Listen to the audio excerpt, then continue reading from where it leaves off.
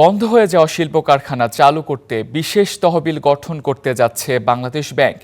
এসব কারখানা চালু করতে এই তহবিল থেকে কম সুদে টাকা নিতে পারবেন উদ্যোক্তারা।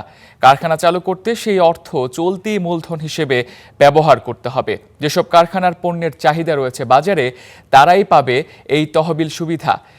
এরই মধ্যে বন্ধ কারখানার তালিকা চেয়েছে বাংলাদেশ ব্যাংক। বাণিজ্যিক ব্যাংক ও কেন্দ্রীয় ব্যাংকের সূত্রে এই তথ্য জানা গেছে। তহবিল গঠনের আগে এই সংক্রান্ত একটি পূর্ণাঙ্গ নীতিমালা তৈরির কাজ শুরু করেছে বাংলাদেশ ব্যাংক। কেন্দ্রীয় ব্যাংকের সূত্র বলছে, বাংলাদেশ ব্যাংক না সরকারি অর্থায়নে তহবিল গঠন করা হবে তা নিয়ে আলোচনা চলছে। এই বিষয়ে বিস্তারিত জানবো আমাদের সহকর্মী ইমতিয়াজ আহমেদের কাছ থেকে। তিনি এই মুহূর্তে আছেন বাংলাদেশ ব্যাংকে।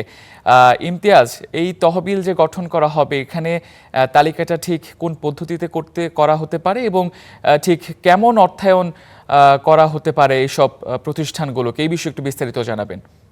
তামজিদ, এই যে বন্ধ কলকারখানাগুলো চালু করার বিষয়ে তহবিল গঠনের ব্যাপারে বাংলাদেশ ব্যাংক কিন্তু পদক্ষেপ ইতিমধ্যে শুরু করেছে। কিছুক্ষণ আগে বিভিন্ন বাণিজ্যিক ব্যাংক থেকে প্রতিনিধিরা এসেছেন এবং তারা কিন্তু বৈঠক শুরু করেছেন। অর্থাৎ এই যে তহবিলটা গঠন করা হবে, এই তহবিল আসলে কোন অর্থায়নে এই তহবিলটা গঠন করা হবে, এখানে অপশন কিন্তু দুটি রয়েছে। একটি হলো বাংলাদেশ ব্যাংক থেকে এই টাকার যোগান দিতে পারে, আর আরেকটি অপশন রয়েছে, সেটা হলো সরকার সরাসরি নিজে সেই তহবিলে অর্থায়ন করতে পারে। যদি বাংলাদেশ ব্যাংক থেকে এই অর্থায়ন করা হয়, সেক্ষেত্রে কিন্তু বাংলাদেশ ব্যাংকে টাকা ছাপিয়েই কিন্তু অর্থের যোগান দিতে হবে। সেক্ষেত্রে সবচেয়ে বড় সমস্যা হয়ে যাবে চলমান যে মুদ্রাস্ফীতি রয়েছে, সেখানে কিন্তু ব্যাপক একটি নেতিবাচক প্রভাব পড়তে পারে।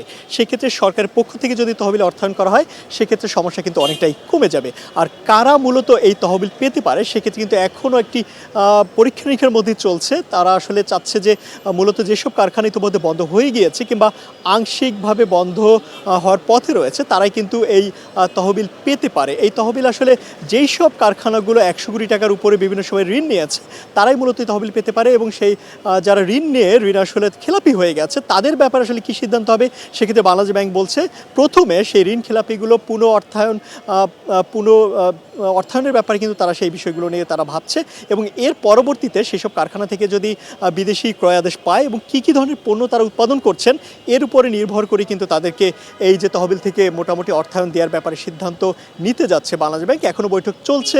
বৈঠকের পরেই বাংলাদেশ ব্যাংকের পক্ষ থেকে আনুষ্ঠানিকভাবে জানানো হবে যে এই তহবিল গঠনের ব্যাপারে কী সিদ্ধান্ত হচ্ছে, কারা পেতে পারে তহবিল থেকে অর্থ, এবং সেই তহবিল অর্থ পাওয়ার জন্য কী কী শর্ত থাকবে, বিস্তারিত হয়তো আমরা কিছুক্ষণ পরে জানতে পারবো। তামজিদ, ধন্যবাদ ইমতিয়াজ।